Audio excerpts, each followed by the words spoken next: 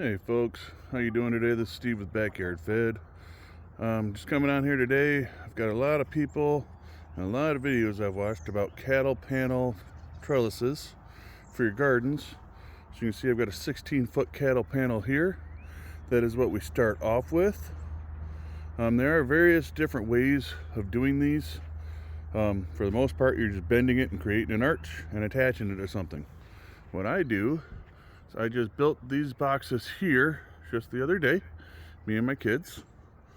And as you can see, I've got a nice arch. It's every bit tall enough, so I got to reach all the way up here. It's probably 7 foot tall, but I do have it elevated off the ground. As you can see, what I do is I actually just take this plumbing strap and I will cut that in just short pieces where I got 2 holes to go through when I fold it over, and I attach it straight to the wood. Alright, don't mind my mess. Like I said, it is March 4th today. It's still technically winter here and our weather is crappy, but we've had a couple decent days, so I am doing what I can do. Now, what a lot of people recommend is you actually use T-posts. Alright, which is just fine, it works great.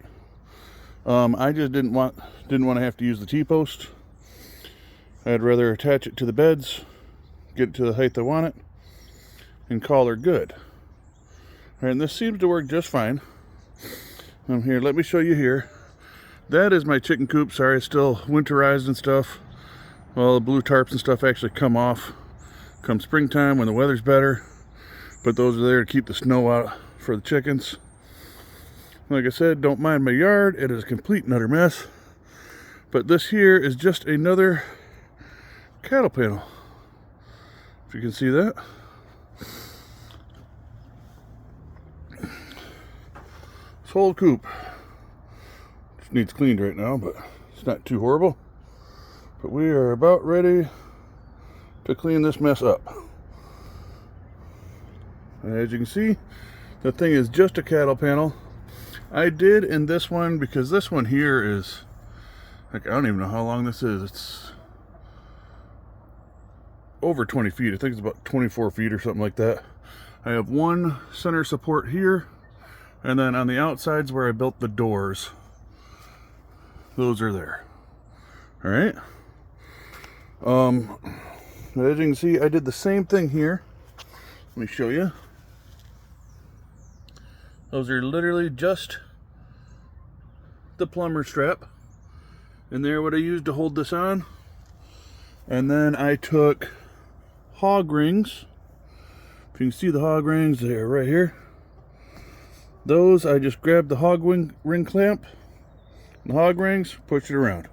And that's where I hold all my seams together with hog rings. So if you add seams, it's a good way to do it. Makes it nice and secure.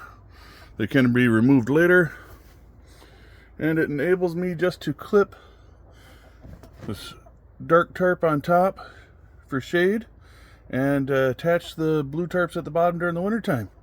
Makes things nice and easy. I do have hardware cloth down underneath. I should actually extend it all the way over, but I have not done that yet. But as you can see, folks, this one here